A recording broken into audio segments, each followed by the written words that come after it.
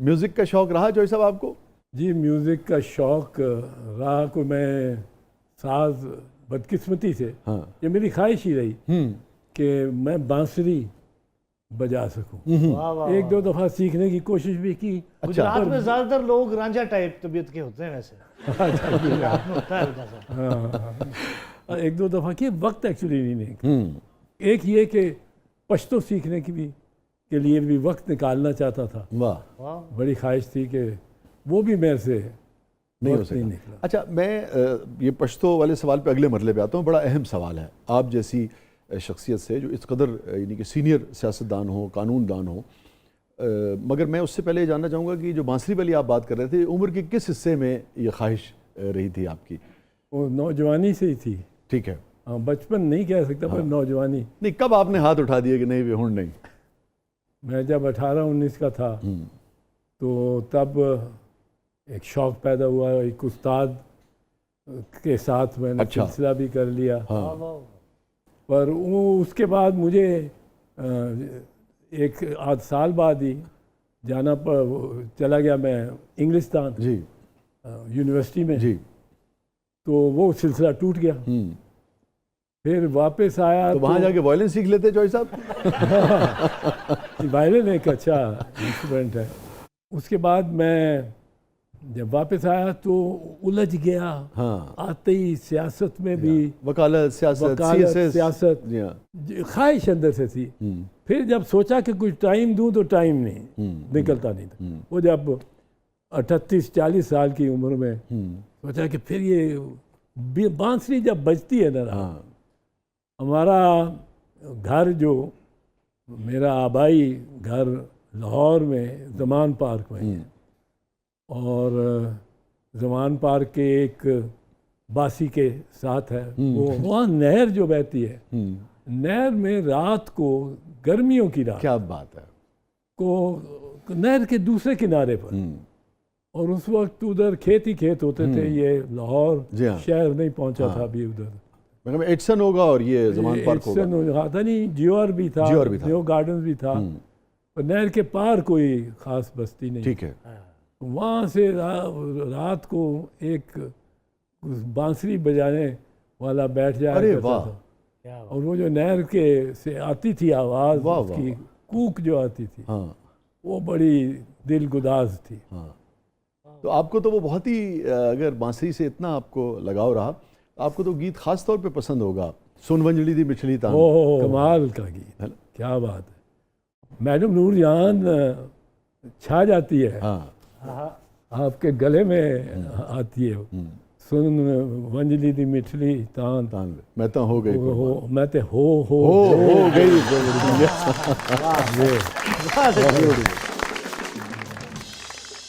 तो सब वो पाकिस्तान कहाँ खो गया? आप क्या समझते हैं समाजी तौर पे पाकिस्तान जिस दौर की हम बात कर रहे हैं उससे पीछे गया है आज, या उससे आगे खड़ा है समाजी तौर पे? सियासत तो चलिए ऊंच नीच चलती रहती है, समाजी तौर पे बहुत पीछे चला गया, बहुत पीछे। 1980 की दिहाई से, जब से हमारी अफ़गानिस्तान की जंग में हम मुब्तला हुए, और यहाँ एक ख़ास सियासत हमारे पड़ोस में आ गई, जो इसमें पैसा बाहर से भी जो आया, वो रियाल आए और डॉलर आए, पाउडर भी आया सर, पाउडर भी आया बहुत, बिल्कुल। कितना नुकसान पहुंचाया उसने बड़ा नुकसान उस जंग ने। और हमारे हम जब मुलव्वस हो गए तो फिर पैसा लगाने वाले तो वो थे, पैसा तो हमारे पास नहीं था कोई। हमारे यहाँ डॉलर तो नहीं थे उगते, वो तो बक्सों में आते थे डॉलर्स। फिर बदकिस्मती से 9/11 वर्ल्ड ट्रेड सेंटर पे हमला हुआ। उसके बाद हमारी ये बदकिस्मती कि हम फिर मुलव्वस हो गए उसमें, उस जंग में। दूसरी ओर हम अभी फंसे हुए हैं उसमें। अमेरिका तो निकल गया, भाग गया, और अब वो तालिबान जिनको हमने ही सब कुछ सिखाया, हमने ही उनको हथियार उठाने सिखाए और सब कुछ, वो ही हमारे लिए एक मुसीबत बने में। ठीक है, आपने फरमाया चौधरी साहब कि समाजी तौर पे आपका ये मानना है कि जो रशियन इन्वेजन था अफ़गानिस्तान में, उसके बाद बावजूद हम पीछे गए हैं वहाँ से आज। जी। कैसे हम दोबारा जो समाजी अक़दार थी, हमारी समाजी रवैये थे और जो खोया हुआ मकाम था, अगर उस वक्त या उस वक्त जिस जगह थे, कैसे हम वहाँ दोबारा पहुँच सकते हैं और फिर उससे आगे बढ़ सकते हैं? मेरे ख्याल में वो ये है कि जब तक हमें ऐसी सोच हम नहीं अपनाते, हम ऐसा रवैया नहीं अपनाते जिसमें 4-5 कदरें हों। एक इख्तलाफ का हक, वो इख्तलाफ अकीदे का हो, मज़हब का हो, सियासी हो, किसी किस्म का भी समाजी मसलकी। जी हाँ, और उसके अपने अकीदे या अपनी सोच को मनवाने के लिए आपका कोई हक नहीं है कि आप कोई तशद्दुद या धमकी के ज़रिए या ज़बरदस्ती कर सके। दूसरी बात यह है कि हमारे रवैये में शक का फ़ायदा देना आ जाए, बेनिफिट ऑफ डाउट देना, नॉट जो सदियों से इंसाफ का भी उसूल रहा। अदालत में तो उसूल है ना सदियों कि आपने मुल्ज़िम को फौजदारी मुकदमे में शक का फ़ायदा दिया। ऐसे लोग एक दूसरे को भी ज़ाती ज़िंदगी में भी शक का फ़ायदा देते। मैं आपको बताता हूँ एक मिसाल। 2 प्रोफेसर्स थे हमारे, यंग प्रोफेसर्स थे कैम्ब्रिज में यूनिवर्सिटी में।